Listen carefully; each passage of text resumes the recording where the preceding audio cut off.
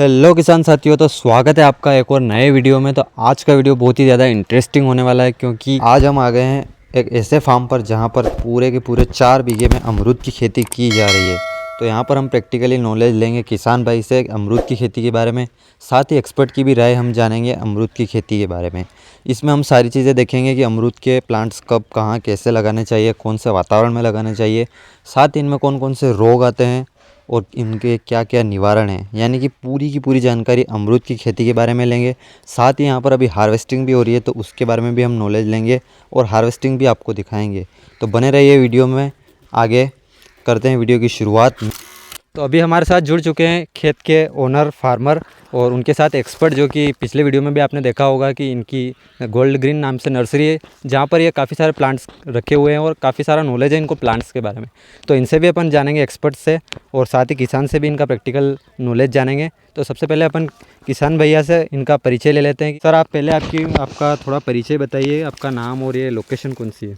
मेरा नाम चंद्रशेखर पाटीदार है जी। गांव बमोरा, तहसील जीरन, जिला नीमच। तो हम ये जानना चाहेंगे कि जैसे कई सारे अलग अलग फल वाले पौधे हैं, तो उन सबको छोड़ करके आप अमरूद की खेती पर आए हो, तो इसकी कोई विशेष चीज़ देखकर आए हो या फिर ऐसे ही? अमरूद की खेती में ये फ़ायदा है कि जैसे दिनेश जी मिले शुरू बार, तो इन्होंने बोला कि आपको 1-1.5 साल 2 साल में ही मतलब आपको कमाई चालू हो जाएगी। अच्छा, कम तो टाइम में में अर्निंग स्टार्ट हो जाती है हाँ, इससे। तो 1.5 साल में ही हमने फर्स्ट 1.5 साल में मतलब 3.5 लाख के अमरूद बेच दिए थे हम। 4-5 बीघे में मतलब 1800 पौधे करीब है हमारे। अच्छा। वो 3.5 से 4 लाख के अमरूद हमने बेच दिए थे। उसके बाद ये 2.5 साल होने के करीब आ गया, गर्मी में 3 साल हो जाएंगे इसको। तो अभी भी हमने 3-4 लाख के अमरूद बेच दिए इसमें से। जी। जब बहुत ही अच्छा काम है अमरूद का, मतलब ज़्यादा समय का इंतज़ार नहीं करना पड़ता है। ज़्यादा समय भी नहीं लगता है और जल्दी से अर्निंग वगैरह स्टार्ट हो जाती है अपनी। जी। तो यही सोच करके इन्होंने जो है यहाँ पर अमरूद का बाग लगाया है। तो कितने प्लांट लगाए हैं आपने यहाँ पर? ये 1800 पौधे हैं। 1800 पौधे। और कितने एरिया में लगा रखे हैं? ये 4 से 5 बीघे करीब में है। 4-5 बीघे में। जी जी। तो हम देख पा रहे हैं काफ़ी सारे अच्छे अच्छे फ्रूट्स लग रहे हैं यहाँ पर। तो यहाँ पर सबसे बड़ा फल कितने मतलब किलोग्राम या फिर ग्राम का लगा है? 800 ग्राम 900 ग्राम के तक के फल लगे हैं। और अभी तो हमारी पूरी हार्वेस्टिंग हो गई है, कम से कम 1-1.5 महीना हो गया हार्वेस्टिंग चल रही है। हाँ, तभी फल अब कम रह गए। हाँ। बाकी 800 ग्राम तक जो है इन किसान भाई ने यहाँ पर फल निकाले हैं। तो अब हम जानेंगे वैरायटी का, कि इन्होंने कौन सी वैरायटी चयन की है। तो सर, आप ये बताइए कि आपने कौन सी वैरायटी का चयन किया है यहाँ पर? ये पिंक ताइवान अमरूद है। हमें तो जानकारी नहीं थी, लेकिन दिनेश जी भैया हैं, इन्होंने बोला है कि पिंक ताइवान अभी सबसे बेस्ट है। इसमें क्या है कि कम मेहनत और ज़्यादा मुनाफा है।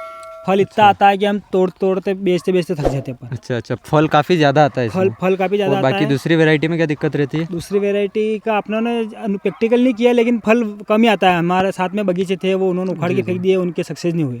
अच्छा, तो ये पिंक ताइवान वैरायटी है, तो इसका फल अच्छे आते हैं, ज़्यादा आते हैं? ज़्यादा आते हैं। इसी और वजह से खाने में भी अच्छा रहता है, मीठा रहता है। अच्छा, क्वालिटी तो भी अच्छी रहती है। फल ज़्यादा आते हैं और इसके अलावा फल में मिठास भी अच्छी रहती है। इस वजह से इन्होंने ये पिंक वैरायटी ताइवान का चयन की है। सर से जानेंगे, सर इस वैरायटी में और कौन कौन सी अच्छी चीज़ें हैं जो इस वैरायटी में है? सर, इस वैरायटी में क्या है, ये पिंक ताइवान वैरायटी है और इसमें मेरे को सबसे अच्छा लगा है कि ये काफ़ी जल्दी फल देने लग जाता है और फल देने की क्षमता इसकी काफ़ी अधिक होती है। बाकी आप अदर वैरायटी कोई भी लगाते हो, जैसे कि बर्फ़ खान है या फिर और भी कोई है, तो उनमें क्या है कि काफ़ी ज़्यादा मेहनत भी करनी पड़ती है और फल देने की क्षमता भी इसकी अपेक्षा उनमें कम होती है। जी जी। हाँ, बाकी अगर हम इससे और भी अच्छा इनकम लेना चाहें तो इस पे हर फल पे फॉर्म भी लगा सकते हैं। अच्छा, फॉर्म भी? हाँ, हाँ, फॉर्म भी इस पर लगा सकते हैं। हैं। उससे क्या और होता है? फॉर्म लगाने से क्या है कि मार्केट वैल्यू अच्छी रहती है। हाँ, मार्केट जैसे जैसे ये अभी फ़िलहाल 30-35 रुपये पर केजी के हिसाब से जा रहा है ये बिना फॉर्म वाला। अच्छा। बाकी अगर इसी पे हम फॉर्म लगाते हैं तो 60 से 70 रुपये केजी के समथिंग, यानी कि डबल फॉर्म का इतना फ़र्क पड़ता है? इतना फ़र्क पड़ जाता है कि डबल रेट में चला जाता है। जी जी। हाँ, और इसकी फल देने की क्षमता इतनी होती है कि हम अगर चाहें तो साल में कभी भी इससे फल ले सकते हैं। अच्छा, मतलब पूरे साल भर फल लगते हैं? साल भर लगते रहते हैं इसको अपने को। जैसे अब ये हार्वेस्टिंग हो गई, अब इसका हार्वेस्टिंग होने के बाद में पूरा फाइनल होने के बाद इसका पानी रोक देंगे हम। पानी रोकते ही फिर ये स्वस्थ अवस्था में चला जाएगा। फिर इसकी अप्रैल महीने में इसकी कटिंग कराएंगे, अप्रैल के लास्ट वीक में। अच्छा। इसकी कटिंग वगैरह करा के खाद वगैरह डलवा के जब फिर इसको पानी पिलवाते हैं, पानी पिलने के बाद में ये दोबारा से नई फुटान आने लगती है और फुटान आते ही इस पर फ्रूटिंग स्टार्ट हो जाती है। मतलब फ्रूटिंग लगभग 12 महीने 12 महीने चलती रहती है। हम जब चाहें जब इससे फ्रूटिंग ले सकते हैं। पर अभी भी ये लगभग फल भी बेच दिया और वापस ये फल भी आ रहा इस पे है। ये देखो, ये फल भी आ रहा है। इससे बड़ा वाला फल इन्होंने निकाल करके बेच दिया, हार्वेस्टिंग कर दिए। इसके अलावा ये छोटी, ये इस तरीके से बड़े साइज का भी फल है। ये इस साइज़ के थोड़े और बड़े हो जाएंगे तो हार्वेस्टिंग कर लेंगे। हाँ। तो हम देख पा रहे हैं जैसे ये फ्रूट है, तो इसकी हार्वेस्टिंग अपन को कब करनी चाहिए? अभी इसका साइज क्या है, थोड़ा और बड़ा होगा। हम्म। समथिंग 400 ग्राम तक का, 300-400 ग्राम तक का फल बन जाए तो हार्वेस्टिंग तो कर अब इसकी लेनी हार्वेस्टिंग चाहिए। कर लेनी चाहिए। हाँ, उचित वेट इसका रहता है कि 400-500 ग्राम तक का इसको हार्वेस्टिंग कर दो। तो सर अपन अब बात करते हैं इनके लिए इन्वायरमेंट की, कि इसमें इन्वायरमेंट कौन सा चाहिए होता है, साथ ही सोइल जो होती है अपनी मिट्टी, वो कौन सी इनके लिए बेहतर रहती है?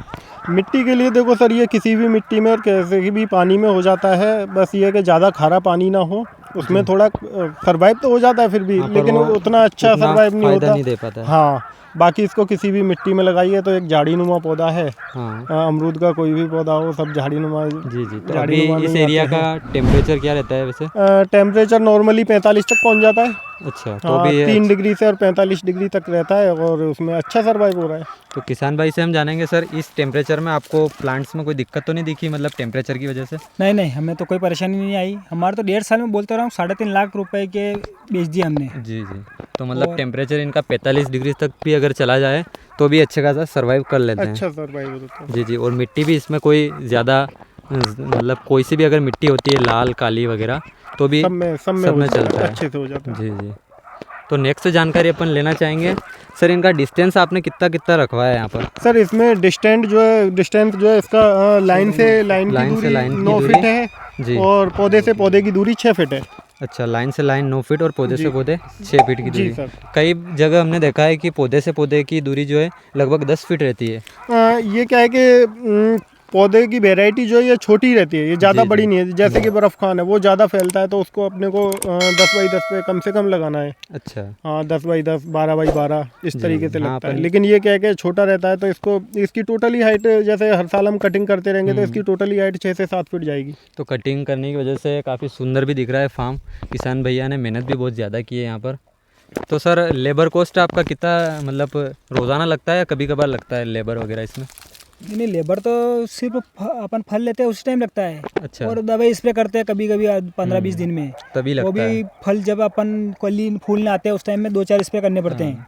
बाकी ज़्यादा इसमें मतलब लेबर वगैरह की लेबर की ज़रूरत कोई नहीं होती है। और कटिंग तो हम घर के न रहते हैं तो ही कर लेते हैं बस। हाँ। 1-2 मजदूर लगा के, जी। और पूरे फार्म में 5-7 मजदूर में पूरी फार्म कटिंग हो जाती है। तो कटिंग कितने टाइम में करनी पड़ती है अपने को सर? जब भी फल लेना अपने को 6 महीने बाद, तो उस टाइम कटिंग कर दो, 6 महीने बाद फल तैयार। फल लेने से 6 महीने पहले कटिंग कर देनी हाँ, चाहिए। जब भी फल लेना है अपने को 6 महीने पहले कटिंग कर दो। तो साल में 2 बार ही लेना चाहिए फल या ज़्यादा बार लेना अपनी चाहिए? इच्छा हो उस टाइम फल ले बोली। तो सर इस बात पर आप क्या बताएंगे? मतलब बेटर ये रहता है कि हम इस पौधे से साल में एक ही बार फल लें तो ज़्यादा बेटर रहता है। अच्छा। क्योंकि पौधे से अगर हम ज़्यादा फल लेंगे तो पौधा भी बीमारी ग्रस्त हो जाता है। उसका हाँ, पोटेंशियल फिर खत्म हो जाएगा। बिल्कुल लाइफ भी बनी रहती है अच्छी। एक बार लेते हैं तो अच्छे फ्रूट्स भी अच्छे आते हैं। और हाँ, इसकी हम अप्रैल के लास्ट वीक में जब हम कटिंग कराते हैं तो इससे फल जो है सर्दी के टाइम पे आने लग जाता है, यानी कि 15 अक्टूबर से मार्केट में स्टार्ट हो जाता है फल। तो और उस समय का रेट भी काफ़ी अच्छा मिल जाता है किसानों को। अच्छा। तो किसान भाइयों, जैसा कि आपने यहाँ पर देखा है, मतलब कई सारे किसान होते हैं जो साल में 2-3 बार भी फ्रूटिंग ले लेते हैं, लेकिन उसकी वजह से जो है प्लांट में काफ़ी सारी दिक्कतें आ जाती है, रोगग्रस्त हो जाते हैं। इस वजह से अगर आप साल में एक बार ही फ्रूटिंग लेंगे तो बेटर है। तो अब हम जानेंगे कि इसमें कौन कौन सा खाद ज़रूरी होता है, साथ ही कौन कौन सी दवाइयाँ इसमें यूज़ करनी होती है। तो हम किसान भैया से जानेंगे कि इसमें इन्होंने कौन कौन सा खाद जब प्लांट लगाया है तब, और अभी बीच बीच में कौन कौन सा खाद इसमें डालते हैं। ज़्यादा कुछ खाद वाद तो डाला नहीं अपनों ने, देसी खाद, मेन तो देसी खाद डाला अपने ने। अच्छा। बाकी DAP पोटास नहीं है। मेन तो देसी खाद और फिर DAP पोटास, हाँ, ये चलते रहते हैं। कितने टाइम में आप खाद देते रहते हो उनको? नहीं बस फल अपने को लेना उसी टाइम, 1 महीने तक। जब फूटिंग स्टार्ट हो जाती है हाँ। उससे मतलब फूटिंग से पहले फ्लावरिंग वगैरह आती है तब। गर्मी में दे देते देसी खाद, तो खड्डे हाँ। खोद के। हाँ। और बाकी तो फ्लावरिंग टाइम पे DAP ने ये दे देते हैं पोटास। जी। तो सर दवाइयाँ इनमें कौन कौन सी लेनी पड़ती है, मतलब इनमें रोग कौन कौन से आते हैं जिसकी वजह से कौन सी दवाएं इनमें यूज़ करनी पड़ती है? सर देखो, रोग की बात है तो इसमें देखो, ये अमरूद में मिलीबग का तो खैर ज़्यादातर सभी में आ जाता है, वो साफ़ सफाई थोड़ा। उसमें क्या होता है? मिलीबग में क्या है कि एक दो पौधे हैं इसमें, मैं वो दिखा दूंगा आपको। वाइट वाइट सा एक कीड़ा आता है, तो वो क्या है कि ब्लैक ब्लैक कर देता है पौधे को, तो उससे क्या है कि थोड़ा रोगग्रस्त हो जाता है। तो उसके लिए इंसेक्टिसाइड वगैरह ये सारी चीज़ों का स्प्रे, ये क्या है कि बगीचे में अगर हम साफ़ सफाई नहीं रखते हैं तो उसकी वजह से ये मिलीबग की समस्या आ जाती है। साफ़ सफाई भी रखना काफ़ी ज़रूरी है। और बाकी इसकी जो क्वालिटी अच्छी बने और इसका क्या क्या साइज़ भी अच्छा बने, तो उसके लिए मैं फर्स्ट में 4 स्प्रे करवाता हूँ। फर्स्ट में कब? जैसे हमने कटिंग कराई, कटिंग कराने के बाद में तो इसमें मैं DAP, potash, single super phosphate और देशी गोबर का खाद डलवाता हूँ पौधे में। और फिर उसके बाद में पानी लगवाते हैं, फिर फुटान आ जाती है पौधे पे, जैसे ही कलियां बनने लगती हैं, फूल जो बन जाता है, एक उस समय करवाता हूँ, एक उसके 10 दिन बाद करवाता हूँ।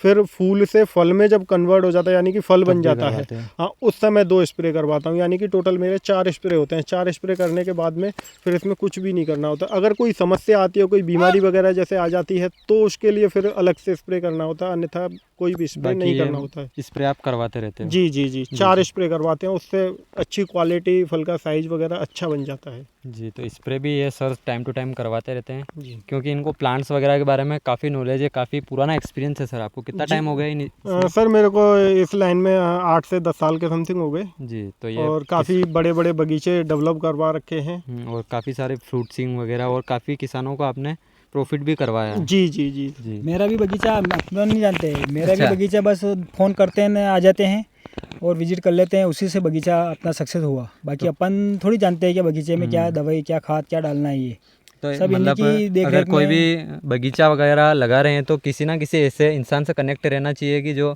इस चीज़ के बारे में सही सलाह दे जानकारी अपने रखता है। को। तो मैं तो यही सजेस्ट करूँगा कि दिनेश जी से ले बगीचे। मैंने पहले भी 2-4 खेतों में बगीचे लगाए थे, जी जी, लेकिन मेरे फेल चले गए क्योंकि हाँ, उसकी उनमें फिर जानकारी वो का अभाव प्लांट में देने के अपन, बाद हाँ, फिर आपको कोई जानकारी वगैरह नहीं देते जानकारी हैं। नहीं मिलती। बहुत से बगीचे ऐसे ही फेल होते हैं कि बिना जानकारी के। सही है, जानकारी का अभाव होने की वजह से काफ़ी सारे किसानों को कहीं बड़ा बड़ा नुकसान हो जाता है और पूरे के पूरे मैंने देखे कई बार पूरे के पूरे खेत वो वापस से उखाड़ कर फेंक देते हैं कुछ दिनों बाद।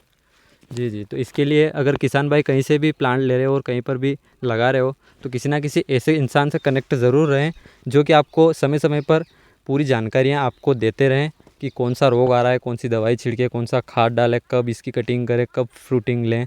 तो सारी जानकारी किसी ना किसी से आप लेते रहें ताकि आपके जो फार्म है उसमें कोई दिक्कत ना आए और आपको नुकसान ना हो। तो हम जानेंगे इरिगेशन के बारे में कि सर इरिगेशन यहाँ पर कैसे करते हैं, पानी की सप्लाई इनमें कैसे देते हैं और कितने कितने टाइम में देते हैं। तो सर आप हमें बताइए पानी की किस तरह से इनका मेंटेनेंस आप पानी का रखते हैं? सर पानी के मेंटेनेंस के लिए ये रहता है, जैसे कि मैं कटिंग करवाता हूँ, कटिंग करवाने के बाद में जब मैं खाद डलवाता हूँ तो उस समय थोड़ा पानी की अधिक आवश्यकता रहती है। जी, हाँ, क्योंकि खाद गर्म होता है तो उस समय अपने को कंटिन्यू कम से कम 3 से 4 बार कंटिन्यू इसको पानी पिला के रखना होता है। फिर उसके बाद में तो अपने टेम्परेचर के हिसाब से और ज़मीन के हिसाब से आप पानी पिलाते रहो, क्योंकि यहाँ पे क्या है कि कोई ज़मीन तो ऐसी होती है जैसे काली ज़मीन है, तो वहाँ पे क्या है कि जल्दी से नमी ख़त्म नहीं होती है, ज़्यादा टाइम हाँ, तक पानी ऑब्जर्व ज़्यादा, रखती है। हाँ। और कई जगह ऐसा होता है कि जैसे लाल मिट्टी है, तो वहाँ पे क्या है कि लाल मिट्टी में अपने को पानी की जल्दी आवश्यकता, मतलब पौधा जल्दी मांग करने लगता है, तो जल्दी एक मांग वो भी करने देखना पड़ता है। मिट्टी के हिसाब से पानी देना जी पड़ता जी है। जी। और बाकी फ्रूटिंग के टाइम पे थोड़ा विशेष ध्यान देना होता है। अगर हम फ्रूटिंग के टाइम पे अगर पानी पिलाते रहते हैं तो थोड़ा फल में साइज़ अच्छा बनता है। जी, तो सर ये तो अपन ने लगभग इसकी सारी जानकारी ले ली है। तो जैसे कि अपन ने पूरी तरीके से प्लांट लगा करके ग्रो कर लिया और फ्रूट वगैरह भी आने लग गए, लेकिन क्या कभी कोई ऐसी आपदा आती है जैसे प्राकृतिक आपदा या फिर कोई एक ऐसा भयानक रोग जो कि पूरे पूरे फार्म को नुकसान कर सकता है? देखो, आपदा के लिए तो बहुत सारी आपदाएं हैं, उसमें तो हम कुछ भी कर नहीं सकते, लेकिन सही है। वैसे नहीं, मेरी कभी मतलब ज़्यादा बारिश वगैरह से उससे तो कोई दिक्कत नहीं होती? नहीं, इसमें वैसे ज़्यादा समस्या नहीं आती है। खासकर अमरूद के बगीचे में ज़्यादा बारिश से कोई समस्या नहीं आती है। जी, फिर भी जहाँ भी बगीचा लगाओ, एक ज़्यादा पानी भराव होता है तो पानी का वहाँ भराव पानी नहीं का होना थोड़ा निकास की वो नीचे व्यवस्था का पानी निकल जाए वहाँ से। जी जी जी। तो वातावरण की आपको सर किसान भाई को कोई दिक्कत तो नहीं आई वातावरण से लेकर नहीं नहीं पानी वगैरह की? नहीं तो आपने प्रॉपर यहाँ पर पानी निकलने का सिस्टम बना रखा पानी है? भराता ही नहीं अपने खेत में तो। हाँ, पानी बेड भरा लगा रखे हुआ हैं। नहीं रहना चाहिए। अच्छा। मतलब बरसात का पानी जो बरसे ना, तो जैसे पानी भर नहीं जाता है, एक एक फीट 2 2 हाँ, फीट पानी भरा रहता है ना, वो सही 8 है। 10 दिन से भरा रहता है। हाँ, वो भरा हुआ नहीं रहना चाहिए, पानी भर के निकल जाए वो ठीक है बस। अच्छा, अगर भरा हुआ होगा तो तो नुकसान पौधों को रहेगा। नुकसान होगा। वो तो कोई सा भी पौधा हो, पानी भरा हुआ रहेगा तो नुकसान होगा ही होगा वो जी तो। जी बिल्कुल। तो अपन देख पा रहे हैं फ्रूटिंग यहाँ पर अच्छी खासी आ रही है और काफ़ी हार्वेस्टिंग भी कर ली है। अब लगभग ये लास्ट स्टेज पे चल रहे हैं ना, हाँ, तो खत्म हो एक प्लांट पर लगभग कितने फ्रूट आ जाते हैं इस पे? कोई गिनती नहीं है फ्रूट की तो। मतलब तो कहीं एक कहीं अनुमान। पर अरे बहुत से देखो ना, ये कितने फ्रूट फल ही फल आ रहा है। मतलब फल की कोई कमी नहीं है। जी जी। फल तो अपन चाहे जितना ले सकते हैं। ये काफ़ी सारे छोटे छोटे भी अब बड़े होते जा रहे हैं और जैसे जैसे बड़े हो रहे हैं इनको आप तोड़ते जा रहे हैं।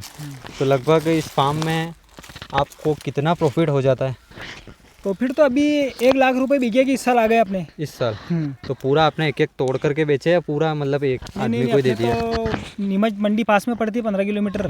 जो बस कैरेट भर के टेम्पो से ले जाते हैं नीमच।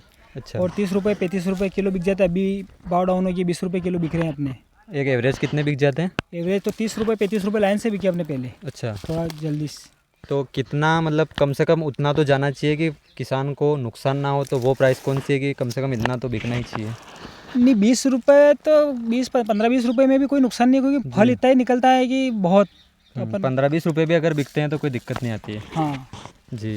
तो मतलब एक बीघे से आप 1 लाख रुपए की कमाई इनकम हो जाती है इससे।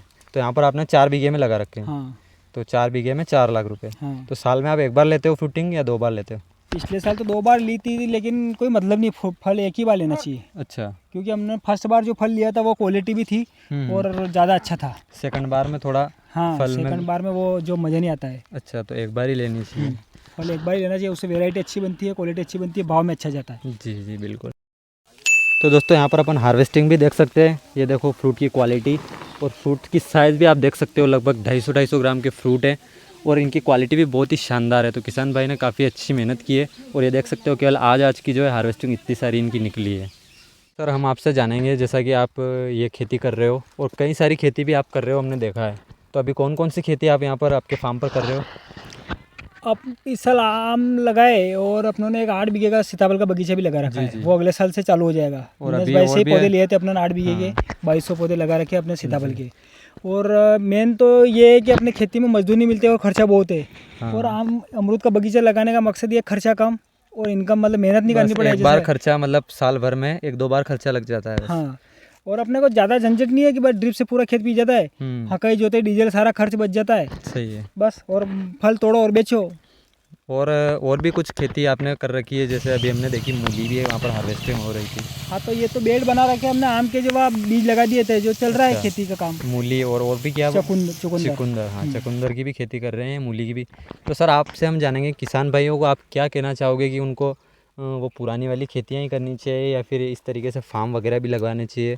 और कौन कौन सी, मतलब आपका क्या एक्सपीरियंस है जो आप किसान भाइयों के साथ शेयर करना चाहते हो? बगीचा में तो फायदा ही फायदा। बगीचा कोई से भी लगाए, बगीचे संतरे का लगाए, अमरूद का लगाए, कोई सा भी लगाए, बगीचे में फ़ायदा ही है। जी। क्योंकि लाइफ टाइम कायम में है। सही है। तो सर आप क्या एक्सपीरियंस के हिसाब से आप किसान भाइयों को क्या राय देना चाहोगे? सर मेरी तो यही राय रहेगी कि जो आप परंपरागत खेती कर रहे हो, चलो ठीक है, आप एकदम से नहीं हट पाओगे परंपरागत खेती से, तो थोड़ा सा कुछ नया ट्राई करके देखिए। जैसे आपके पास 10 बीघे में 10 बीघे ज़मीन है, तो उसमें से बीघे 1.5 बीघे में थोड़ा अलग हटके कीजिए, बगीचा लगाइए, सब्जियों की खेती कीजिए। तो क्योंकि ये परंपरागत खेती है, उसमें ज़्यादा कुछ बेनिफिट्स है नहीं, खर्चा ज़्यादा लग जाता है, लागत कम होती है।